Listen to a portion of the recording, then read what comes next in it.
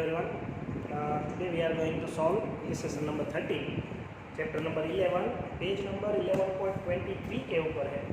illustration number 12 जो है वो मैं आपको लाइव सेशन में करवाऊंगा. क्लोजिंग एंट्री सीखनी है, उसमें सारे सम जर्नल के ही है, पर ये जर्नल प्रॉपर है.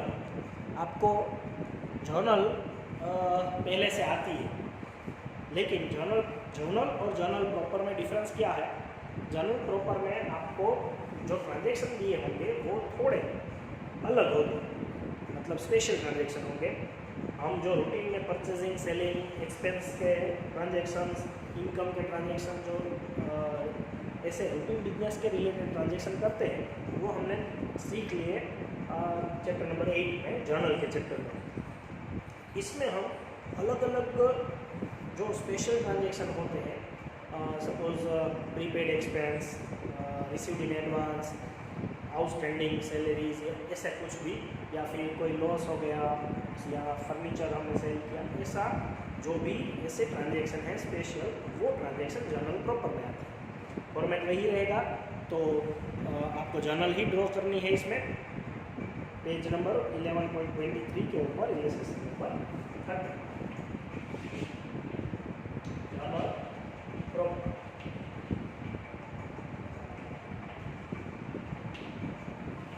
फॉर्मेट वही रहेगा, आपको जर्नल का फॉर्मेट याद ही होगा. Debit, credit, LF,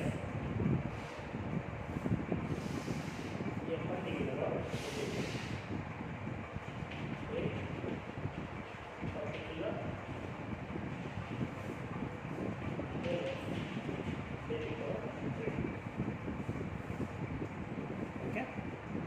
pass necessary adjustment entry for the following in the books of Sri R. Banerjee at the end of accounting year on 31st March 2020.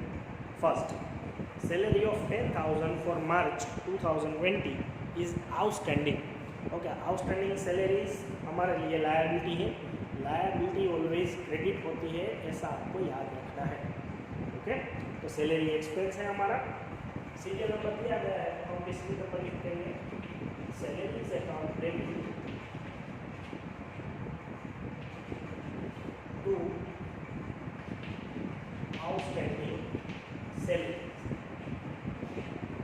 Outstanding salary as a liability हमने credit की, और salary as a expense हमने debit की. 10,000 debit और credit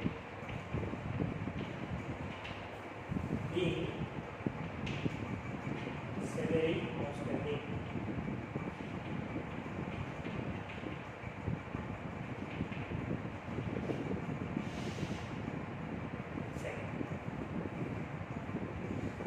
interest accrued on investment 2000. जितना भी investment का interest है वो अभी हमें मिला नहीं है, मतलब इंटरेस्ट एक्रूड हो गया है. एक्रूड मतलब कलेक्टेड, वो हमें मिला नहीं है अभी तक. तो एक्रूड इंटरेस्ट हमारा रिसीवेबल हो गया, वो हमें डेबिट करना है. Accrued interest now debit to interest account. Interest हमारे लिए इनकम है, और रिसीवेबल जो है हमारे लिए असेट्स. रिसीवेबल डेबिट होगा, और पेएबल जो है या फिर लायबिलिटी जो है वो क्रेडिट होगी. 2000 डेबिट और 2000 क्रेडिट. ये इंटरेस्ट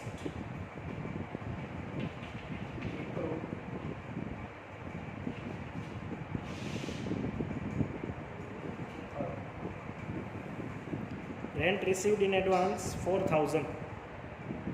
4000 हमारे लिए रेंट एडवांस में मिल गया है. अगर कोई भी अमाउंट एडवांस में हमें मिल जाए तो वो हमारे लिए पेएबल होती है. तो वो हम एडवांस पेएबल मतलब हम आउटस्टैंडिंग के जैसे ट्रीट करेंगे, लायबिलिटी के जैसे ट्रीट करेंगे. Rent account debit to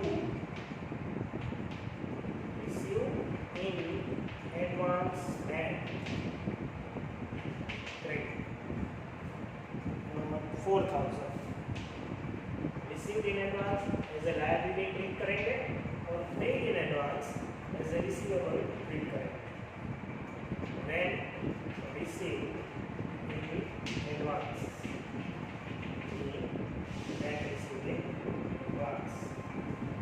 okay. ये आपको याद रखना है कि हमें पहले से कोई अमाउंट मिल जाए तो हमें पे करनी है, ऐसा समझना है। हम पे नहीं करते, ये वापस नहीं करते, लेकिन एज ए लायबिलिटी हम ट्रीट करते हैं सिर्फ उसको, जब तक ड्यू डेट ना आ जाए तब तक। और अगर हमने कोई अमाउंट पहले से पे की है तो वो हमें रिसीवेबल समझना है, मतलब वो हमें वापस लेनी नहीं है, लेकिन सिर्फ समझना है। तो ये याद रहे। 4,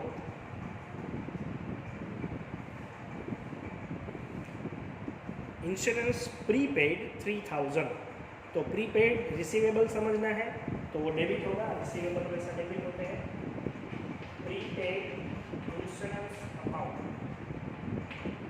डेबिट टू इंश्योरेंस अकाउंट,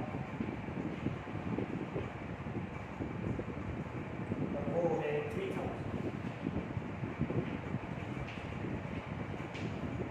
ये insurance prepaid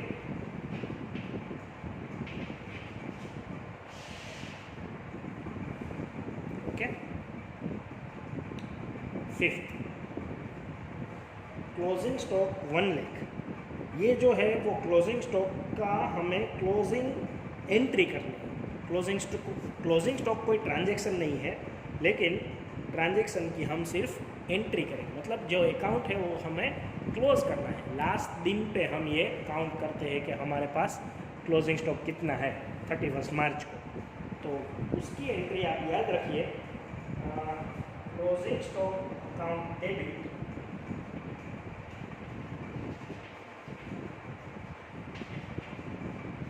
to trading account.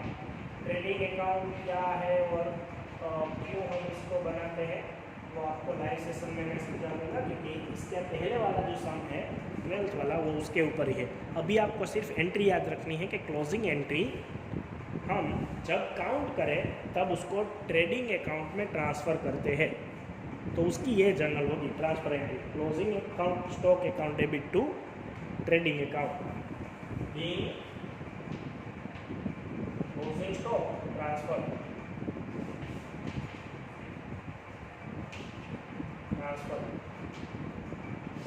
Closing stock है 1।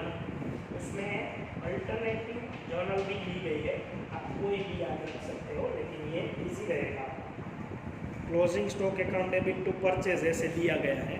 जनरली जो अकाउंटेंट है वो क्लोजिंग स्टॉक ट्रेडिंग अकाउंट में क्रेडिट लिखते हैं, और या तो फिर अलग से लिखने की बजाय वो परचेज में से माइनस करते हैं।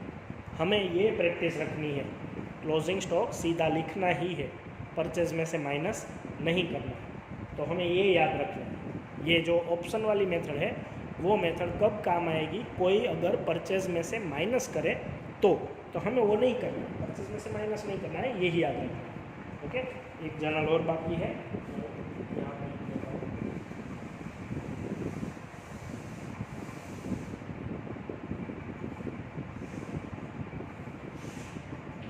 लास्ट जो जर्नल है ट्रांजेक्शन 6, डेप्रिशिएट और फर्नीचर बाई 8000। डेप्रिशिएशन का मीनिंग आप सबको पता ही है। फर्नीचर अगर डेप्रिशिएशन हो तो डेप्रिशिएशन हमारे लिए एक्सपेंस है, तो depreciation account debit to furniture account. Depreciation है 8000। डेप्रिशिएशन हमारे लिए लॉस है या फिर आप एक्सपेंस काउंट कर सकते हो। Furniture depreciated. ओके, ये सारे ट्रांजैक्शन थोड़े अलग थे, ये रूटीन ट्रांजैक्शन नहीं थे, इसलिए इसको जर्नल प्रॉपर बोलते हैं। और ट्रांजैक्शन हम इस तरीके से अलग अलग ट्रांजैक्शन, स्पेशल ट्रांजैक्शन जो है वो सॉल्व कर लेंगे। एक्सरसाइज के साथ भी इसके सॉल्व करना तो आपको ज़्यादा ट्रांजैक्शन की प्रैक्टिस हो जाएगी। Okay, thank you.